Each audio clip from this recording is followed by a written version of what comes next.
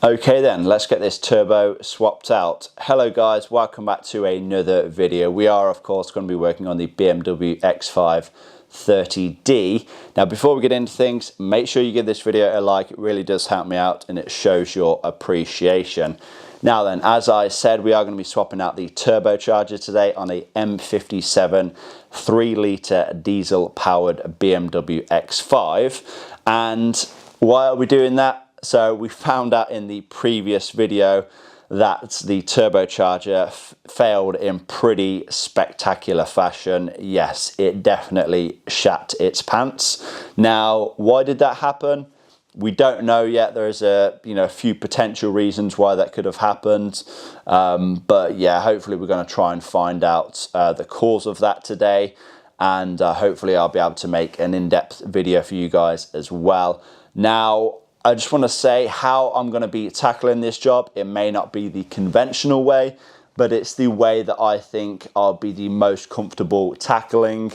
I've been lying on the floor for the past week or two now. It's cold, it's wet outside, and I really want to try and minimize that as much as possible. So we are pretty much going to be tackling this job from the top. Now we are going to be taking the care of another few jobs as well. I'll go into depth what I'm exactly doing, once we get started.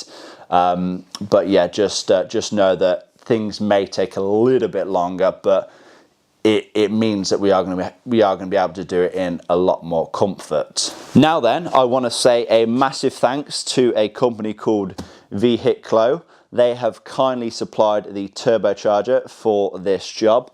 Now, Vehicle, they are a company here in the UK. They have a factory in Poland as well. That is where they refurbish and assemble their turbochargers. Now, I actually contacted Vehicle. I noticed on eBay they were very competitively priced.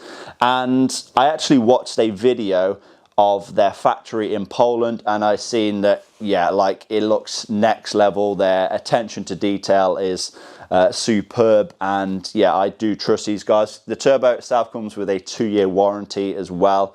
I haven't actually opened the box yet. I don't know quite what is inside, so we'll of course show you guys exactly what is included. But yeah, guys, I will leave all of the links down in the description box below for Vehicle. So if you need yourself a turbocharger, or I think they do quite a few of the products as well, so feel free to check them out. But also, I do have a nice discount for you guys as well. If you mention my channel, George Osters, you will save yourself 15%. So that's worth noting. But yeah, I guess we should have a look exactly what is included in the box, and then we can get on to the installation. Okay then, let's get this box opened up.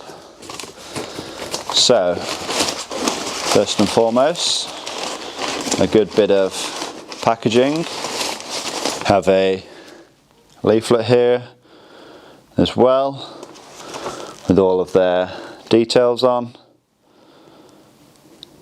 So I guess they also do high pressure fuel pumps, injectors, DPFs as well, so all the good diesel items that are very prone to failure. Nice lanyard there. The turbocharger itself. Guys, look at this. It's basically a brand new turbo.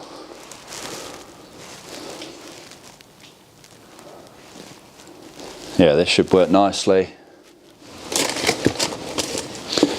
And we also have what looks to be a full fitting kit. So we have a new V-band clamp for the turbocharger to downpipe, all new gaskets as well, new clamp for the turbocharger to the exhaust manifold, I believe. Guess this is a syringe for injecting the oil, just so the turbo doesn't run dry. And it looks like we have new hardware and seals as well. Now then, let's get started. So, as I mentioned, I am going to be attacking things a little bit differently to how you would expect. So, typically, if you are swapping the turbo out on one of these, you would tend to do it from down below you have a couple of options. You can either move the power steering pump out the way, which is just there. You can drop the exhaust and the downpipe off and then wiggle the turbo through there, but we've already done that job pretty much. We have, of course, gutted the downpipe. So to do that job, you have to remove the engine mount and the engine mount bracket. It's a huge job. It's an absolute nightmare to do just on the floor with no access to a lift. So yeah, I pretty much don't want to do that job again. And so the way that I'm going to be attacking things is actually removing the rocker cover. Now, why am I removing the rocker cover? Well, because the rocker cover actually encloses the airbox on this engine. So this right here, this is the airbox, so the air filter sits right here. Now this sits right on top, directly on top of the exhaust manifold.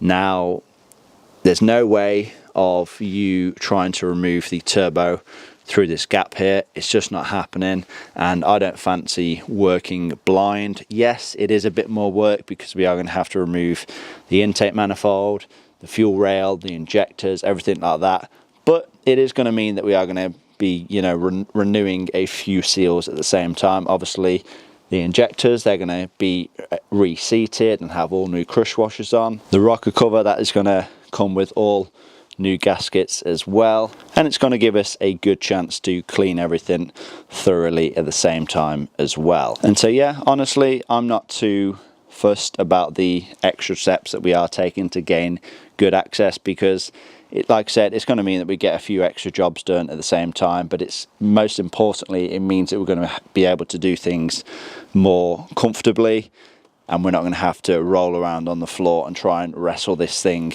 out from the bottom. So then, as you can see, I've already removed quite a few engine covers. I've done that to gain access to the turbo itself. Probably see the shaft just chilling down there. It shouldn't be in that position, don't worry. You'll probably also notice that we don't have an EGR valve or an EGR cooler, so that is going to make things slightly easier as well. It's just less to remove essentially. But I think before we get started on the rocker cover removal itself, I'll just remove a couple of these top covers here, just so we can gain access to a couple of the rear bolts a little bit easier. Okay then, so those top trim pieces now removed, we should now have good access to the rocker cover bolts at the back.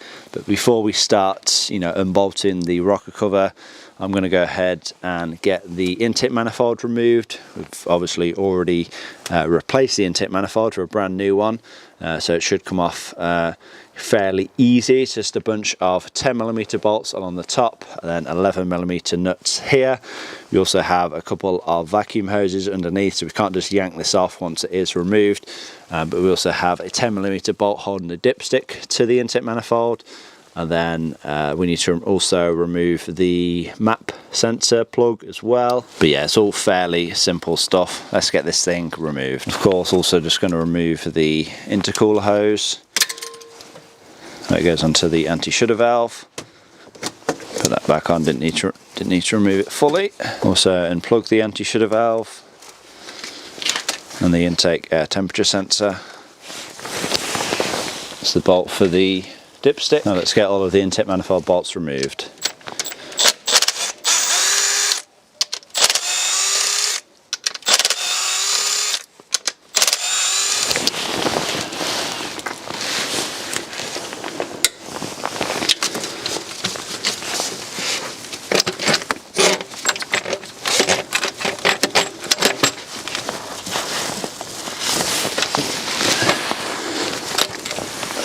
There we are. So then, with the intake manifold now out the way, I can get started with the fuel rail. And I've noticed something. I think this fuel rail's been off once before.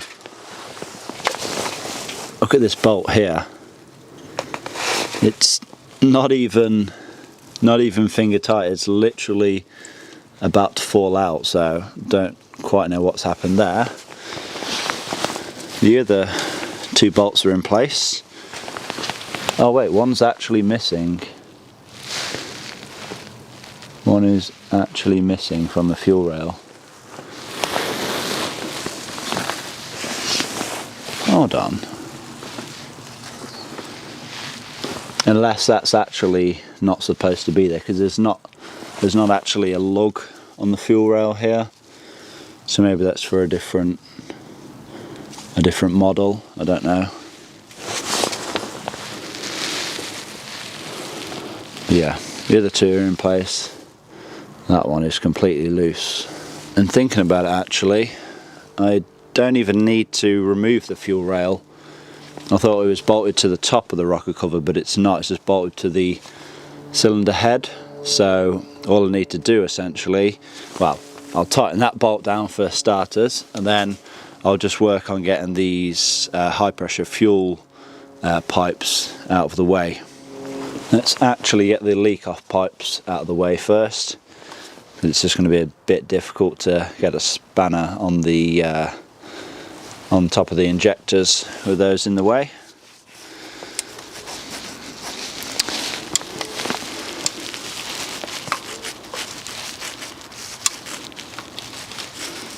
I'm guessing there is a proper tool to get these leak off connectors off, but you essentially just have to pry it up.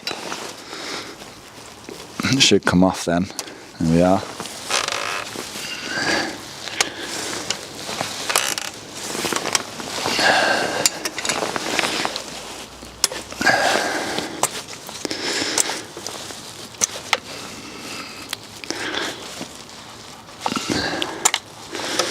Yeah, that's the leak off connectors out of the way. I'll just unplug the rail pressure sensor here and the camshaft position sensor and the MAF sensor. Yeah, now we'll get started on these high pressure fuel lines. It should take a 17mm spanner. It shouldn't be ridiculously tight. No.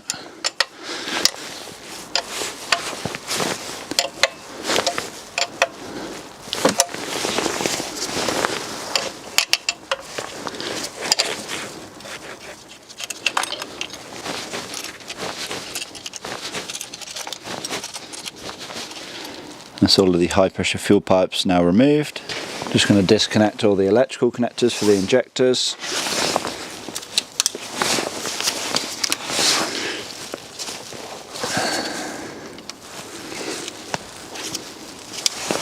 Just going to release the two screws that hold the wiring harness to the rocker cover. They take an E6 socket.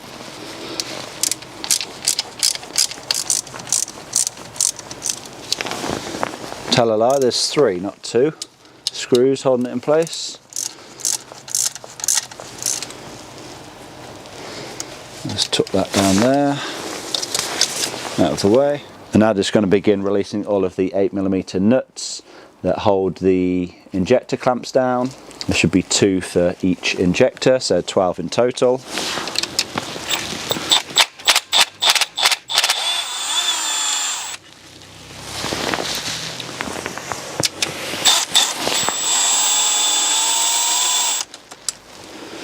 And that one wasn't even tight, which is a bit concerning.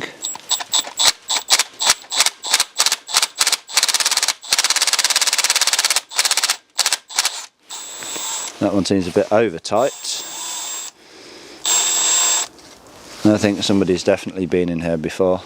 Okay then, so as you can see, all of those 8mm nuts are now removed, and the injectors themselves should now be free.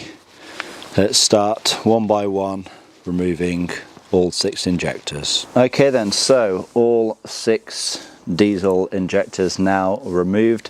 These were pretty well stuck in. I actually made a full video how to remove a stuck diesel injector.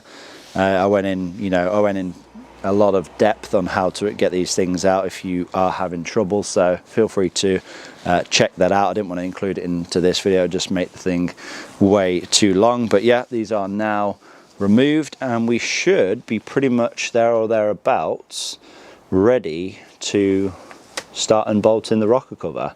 I think we have a couple of connectors here for the exhaust sensors, but after that then it should just be the rocker cover bolts around the perimeter, and of course the studs in the middle for the injectors as well. Okay then, so exhaust sensors all taken care of. They're all now disconnected and away from the rocker cover. Yeah, it should just be the rocker cover bolts itself now. Let's begin. Looks like a bunch of 10mm bolts, and the ones in the middle, they may be 10mm too as well actually, the studs.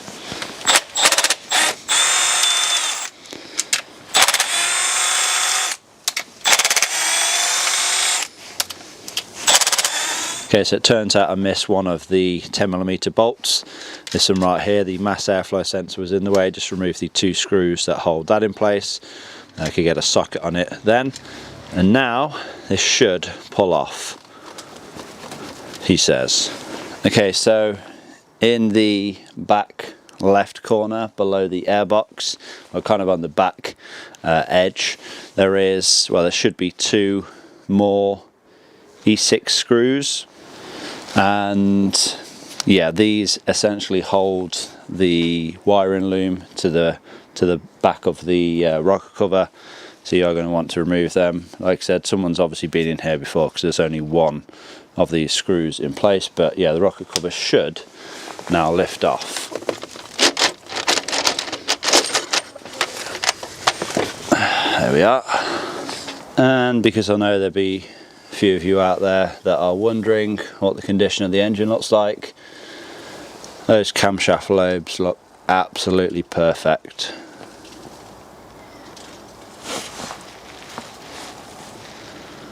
Like no wear on any of those.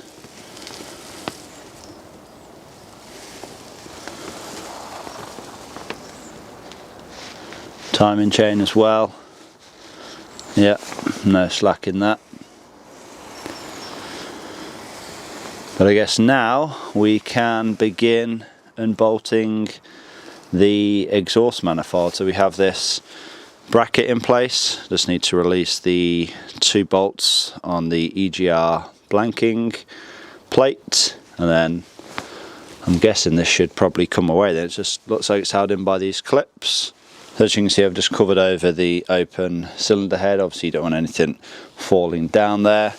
Went ahead and removed that exhaust manifold heat shield as well. Like I said, just the 2 bolts holding the EGR blanking plate in place. Now if you have your EGR cooler in place, it will again just be 2 bolts. You'll have the EGR cooler pipe going to the EGR cooler itself, so just remove those 2 pipes, and then the this heat shield will just, will just slide off. You just need to release these clamps and then it just comes away. Okay, so I just went ahead and removed the clamp. This clamps the turbo to the downpipe.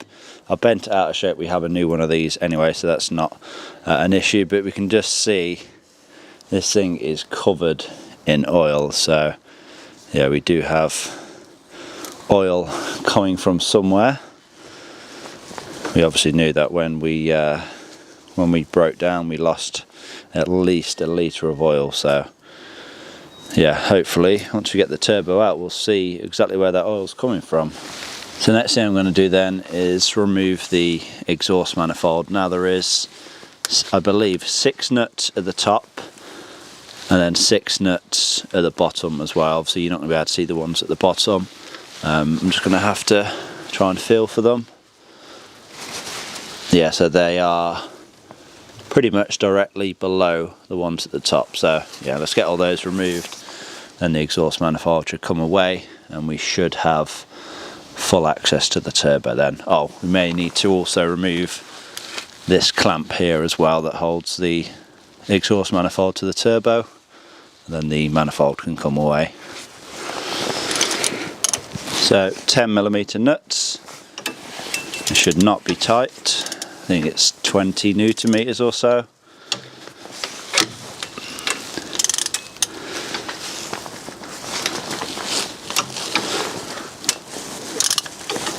Okay, so managed to get all 12 10mm nuts removed. I'm also going to remove this clamp as well that holds the exhaust manifold to the turbo. Just try and open that up. You'll probably notice that the O2 sensor is missing as well. I removed that just so I could get onto one of the bottom bolts a little bit easier. So, exhaust manifold now removed. It was actually pretty tricky. Managed to lever it away from the studs, but then it seemed to catch on the turbo. So what I've done is release the 30mm bolt that bolts the turbo to the block just down there, and then the turbo now has a little bit of play, and I managed to wiggle the exhaust manifold off. There we are, that's those 3 old exhaust manifold gaskets removed. Next thing I'm going to do then is release the oil feed pipe from the block here. It's just a 14mm bolt, banjo bolt. Let's release that, and then I think the turbo should come free then. Okay, so I think we have the turbo ready to come out. I'll explain if we can remove it now. I think we can. Yeah.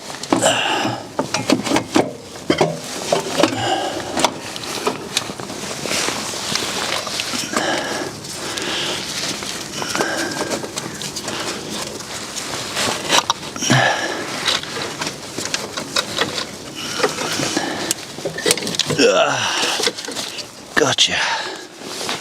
So then, turbo now removed. The thing that I was missing was this back bolt here. So this is the bracket that holds the turbo to the engine block itself. There's obviously one at the front, 13mm, and there's this one here at the back, a 13mm. Very, very difficult to get to on the X5, just because of the angle of the steering column there. It's pretty difficult to get to, so the bolt will go into the block.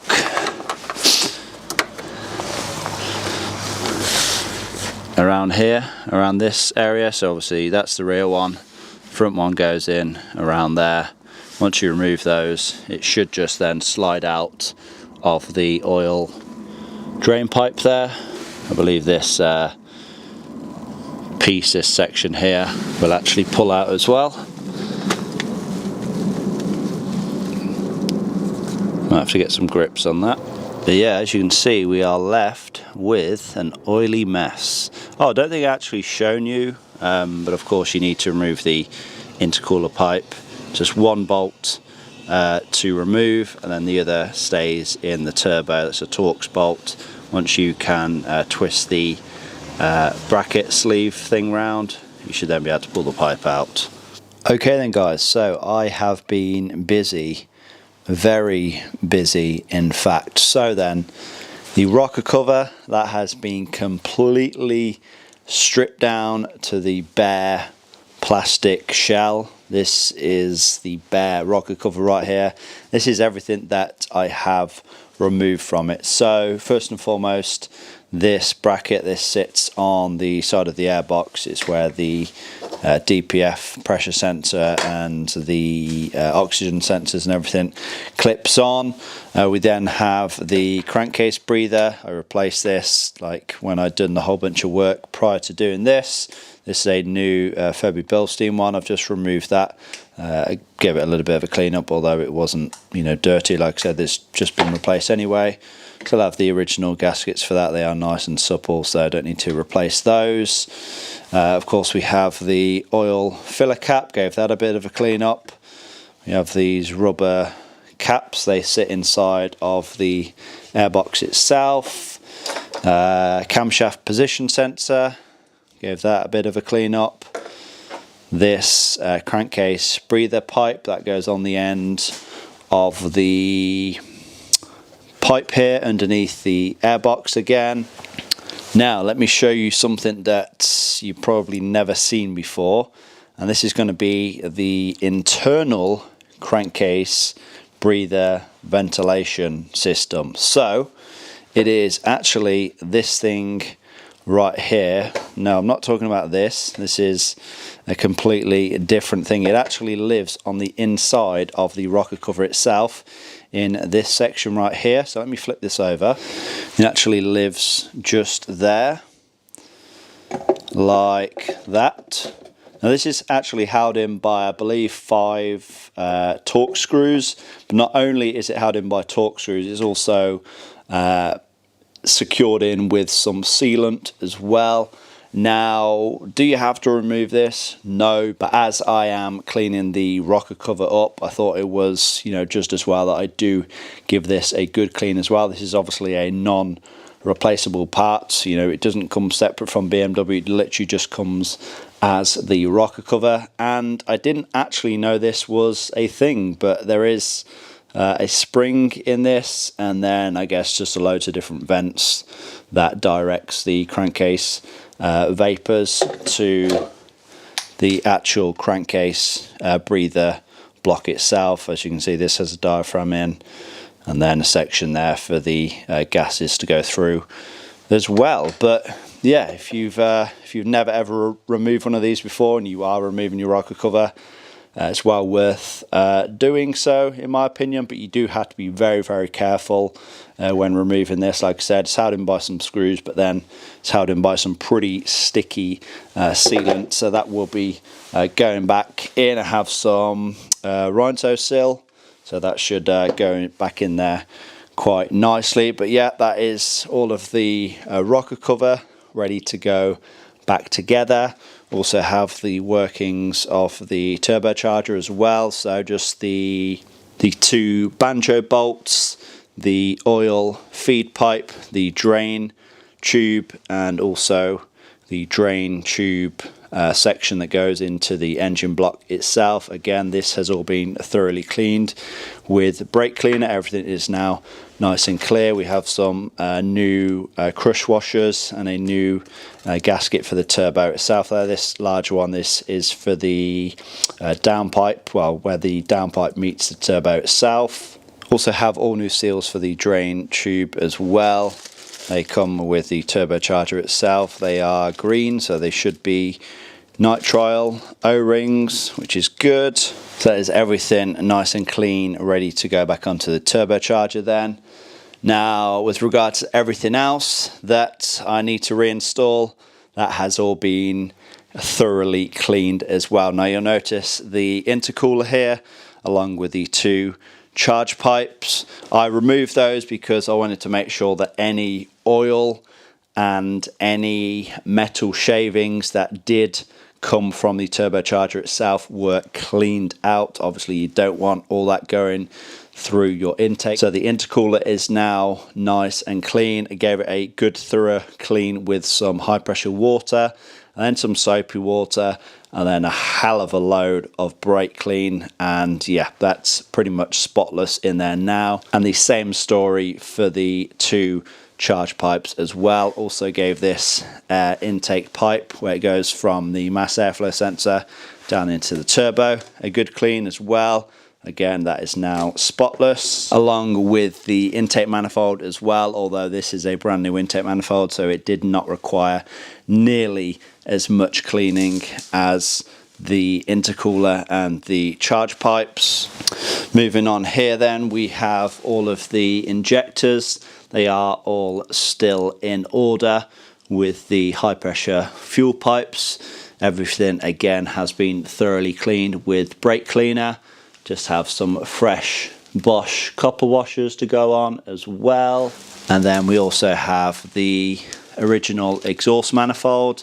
Now when it comes to the exhaust manifold on these M57s, they are actually prone to cracking. There is an update. This one has the updated version. You'll know it is the updated version because it will have these, it will have this bridge here. This is where it's strengthened. You'll know if yours is cracked.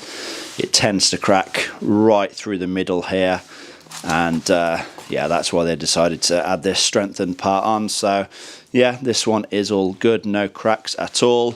But of course we have all new exhaust manifold gaskets to go on, genuine O-ring of course, just have the original washers and nuts, and then the original heat shield, new clamp, and just the O2 sensor ready to go back in when we get this thing put back together.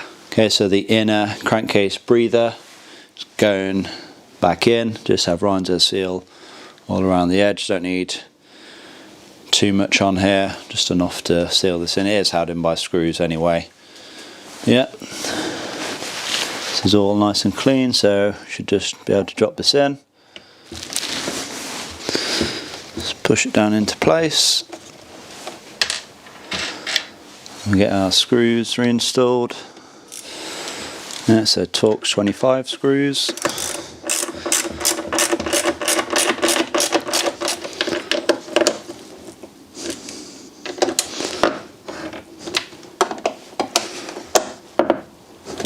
There we are. There's that now reinstalled.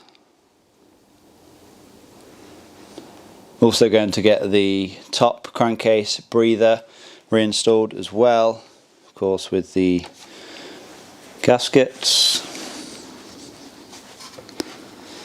And drop this into place.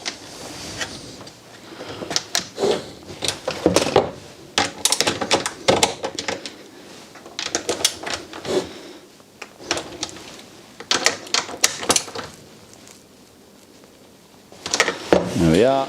Now let's get the camshaft position sensor reinstalled.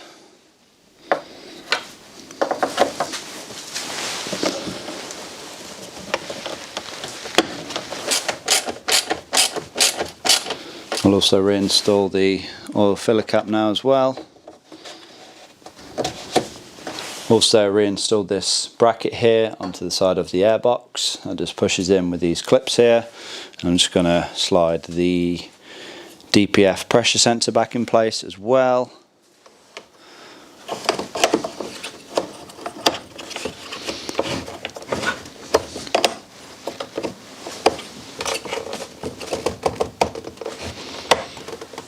Now we'll get this heat shield reinstalled.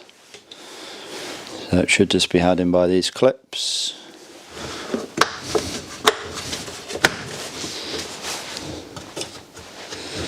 I've went ahead and installed this crankcase breather hose as well, where it connects onto the intake hose that goes from the turbocharger to the mass airflow sensor on the airbox.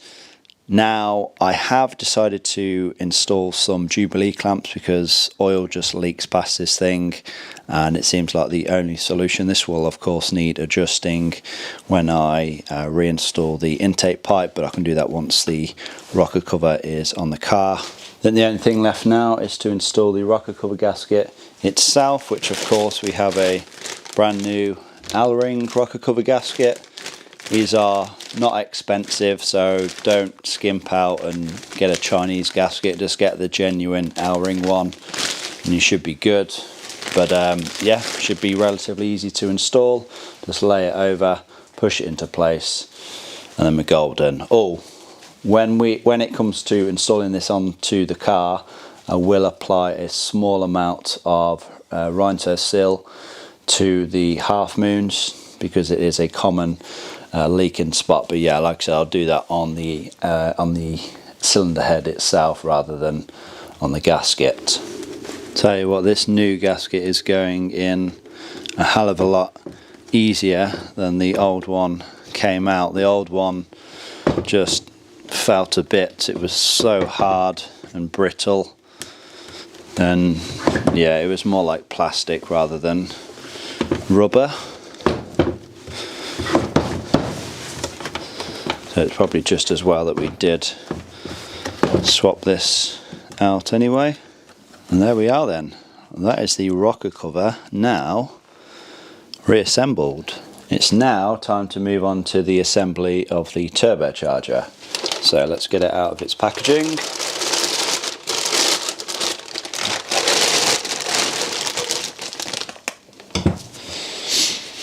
So then, first thing that I want to do is pre-lube this thing. It is very important, it is critical that you pre-lube a turbo. If you put this in the car and you fire up the engine, this thing will just grenade itself. If it does not have if it does not have oil in here to begin with, this thing is going to go kaput. The turbo itself spins at somewhere around 20,000 RPM. Just imagine an engine spinning at 20,000 RPM with no oil. Yeah, that's not going to end well, is it? So yeah, first thing we need to do is get some oil in this thing. So what I'm going to do is just flip that over, and I'm going to inject some oil into the oil feed port just there. So we have our syringe. I'm just going to suck up some regular 5W30 and just inject right down in here. At the same time, I'm also going to turn the turbine as well, just to help get the oil pumped around. I'm going to do this a good few times. I'm not too worried about making a mess. I'd rather this thing be properly lubricated than worry about making a mess. There we go, it's actually full now.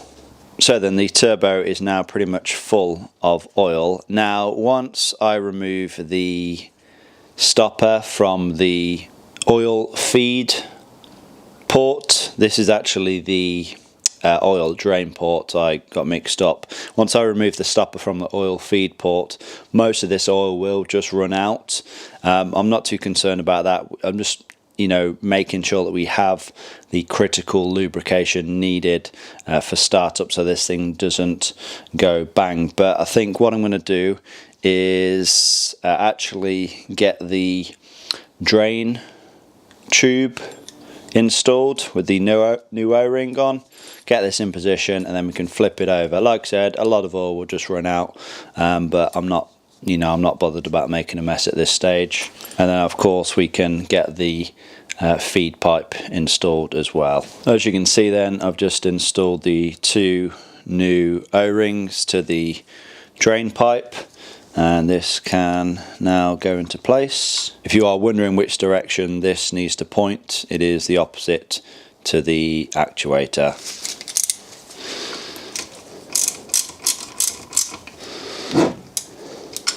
Now we can get this thing flipped over. I'm actually just going to drain any excess oil out. Now we can get our oil feed pipe installed. So it should just be a case of installing our original banjo bolt, but can't forget the new crush washers. So it'll look like that. And I'll just thread the bolt in by hand. And then we can get the banjo bolt torqued down to 22 Newton meters. There we are.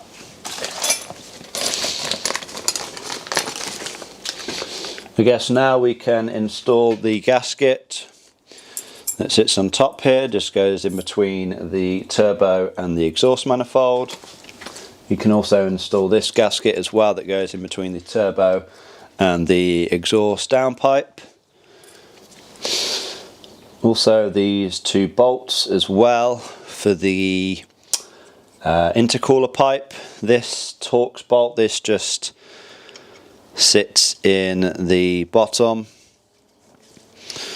I'll go and tighten that down. This one of course has to be installed after, once the pipe is in place. You can now also get this bracket installed. Okay then, so that should be the turbo now fully reassembled. Let's get it back on the car. Okay then, so got to be quick right now. I have about 2 hours to get this entire job done, so I apologise that I'm not filming the reassemble process. It is pretty much the exact opposite of removal, although things are a little bit fiddly. Let me explain. So I have the turbocharger back in place along with the exhaust manifold. I have the oil feed pipe that's torqued down to 22 Newton meters. I just need to torque down all of the exhaust manifold nuts to 20 Newton meters. Now the awkward part is trying to get the turbo in the correct position to line up with the exhaust manifold, and then also to line up with the downpipe, the DPF, and trying to get these clamps in place. So rest assured, you know, if you are struggling with this, yeah, it's not easy. So just take your time, you'll get there in the end. But yeah, like I said, what I need to do is torque down all of the exhaust manifold nuts, and I can take this cover off, get the rocker cover back on, start building that up, and hopefully we then should be good to start. Oh, by the way, yeah, I've reinstalled the bumper, the intercooler, intercooler hoses and everything as well. Yeah, like I said, I apologise I cannot film, but I need to get this done. I have about 2 hours of daylight left, and then I need to take it for mapping tomorrow. So yeah, let's hope we can get this done. Just wanted to show you quickly, exhaust manifold nuts all torqued down to 20 Newton meters, heat shield back on, O2 sensor back in, intercooler pipe back onto the turbo, and it's now time to reinstall the rocker cover. I've just gave the mating surface a good clean down with some brake cleaner. Rocker cover can go back on now. Just going to apply a small amount of rhinestone seal to the half moon here. If this rocker cover is going to leak, this is the spot where it will be. Only a small amount needed. There we are. Right, let's lower it into place.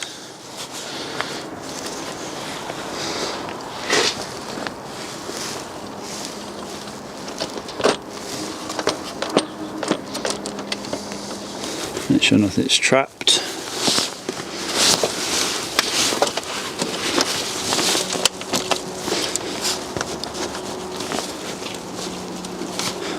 Okay then, so as you can see, it is well and truly now pitch black.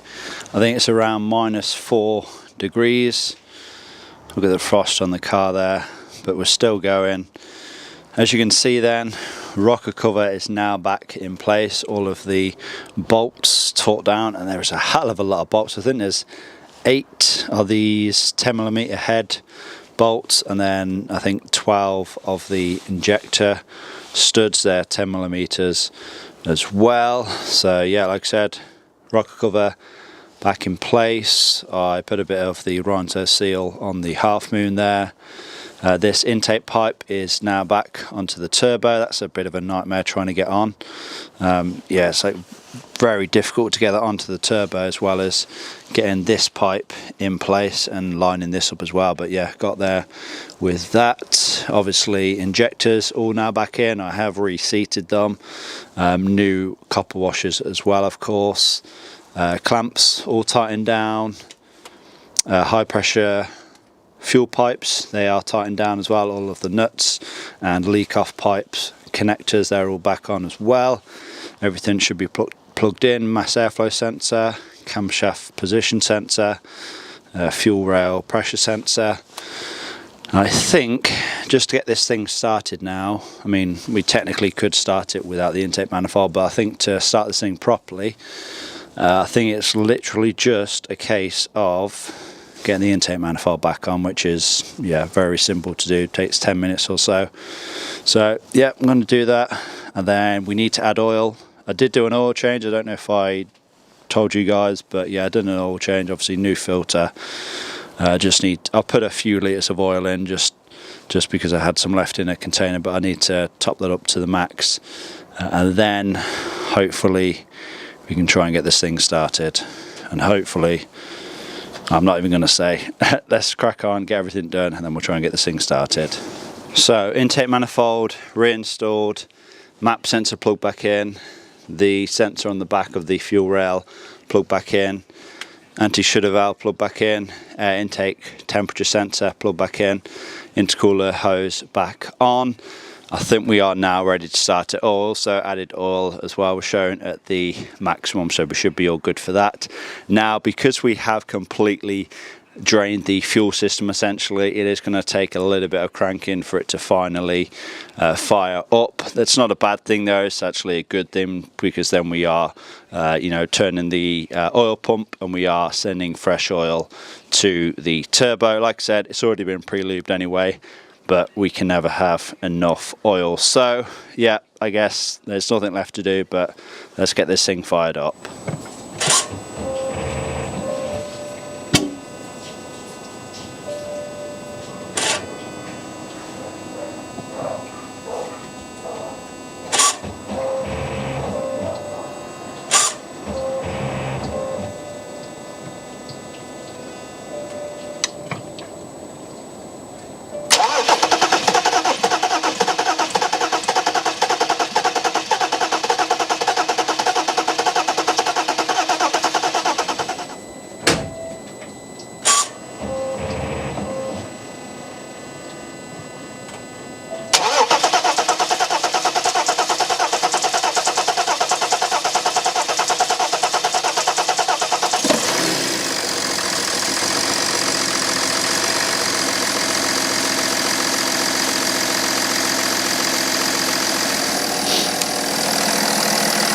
So we're fired up. Can't see any leaks as of yet. A little bit of smoke down there from the DPF, but I think that's just oil burning off. I'm not too concerned with that.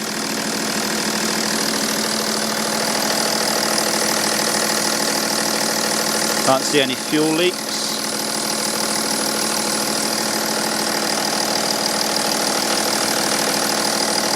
A bit of a squeak, but I think that's just the belt.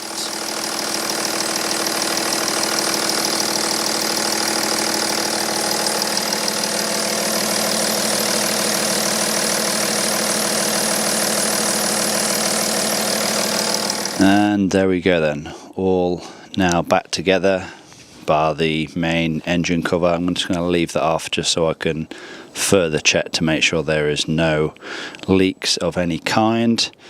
Now I guess what I need to do is take this thing for a test drive. I'm also going to do a couple of other things as well. I'm going to check to make sure there's no fault codes, obviously related to anything that we've been doing, and I'm also going to check the boost pressure as well, just to make sure that we are not over boosting.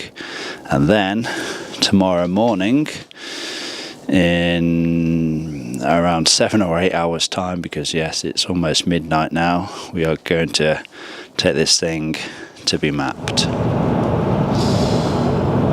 Okay guys, so it's actually the next day now, and I didn't really sleep at all, to be honest. I had maybe 2 or 3 hours sleep, not good. We're on the way to get this thing now mapped, and I ran a couple of tests this morning. First thing, I just checked to make sure there's no fault codes. There wasn't really any fault codes with regards to like I said, the work that we've done. There was one for back pressure, which I think is just because we've obviously gutted the downpipe, so I'm not too concerned with that. We have had an error message pop up on the dash, increased emissions. Again, I think that's just because we have blanked the EGR valve. So yeah, no real fault codes, to be honest, that I'm concerned about. I also checked the boost pressure as well, just to make sure it is, the turbo's not over boosting, and it seems to be about where it should be. The target and the actual were, pretty much spot on, exactly the same. But then pretty much when I left to get on my way, yeah, we noticed we had an issue. So I should have known really, because I've had this before where I pretty much, left my estate, went up a hill, put my foot down a little bit, like I'm not gonna go crazy. I only went to like 2,000 RPM, and then like lack of power, and then that's when like my heart just dropped. I was like, please don't say the turbo is blown. So anyway, I pulled over, and lo and behold, it was just a boost pipe had just popped off. So it's actually the boost pipe, the intercooler pipe that goes from the turbo to the intercooler itself. And yeah, on the intercooler side, it's very, very difficult to get it seated in the intercooler itself. It's like you have to, I don't know how like you're supposed to get it in, but you have to really drive it in there for the clip to stay kind of the other side of a notch. And yeah, so I pulled over anyway, and I could not get this thing back in. I got it obviously lined up and in as far as I could, and I put the clip on, although I don't really think the clip is doing a whole lot. But yeah, essentially now we are just babying this thing. I'm not taking it over 1500 RPM. And yeah, I'm hoping that the guys here where I get this thing mapped will be able to just push that intercooler hose on But yeah, we live in hope. So yeah guys, I think I am going to wrap this video up anyway. Hopefully you all have enjoyed it. The next video you will see, like I said, will be getting this thing mapped, hopefully. So I'll see you guys in that next video. If you have not already done so, please give this video a like, leave a comment down below, subscribe if you have not already done so, and I will see you all in that next one.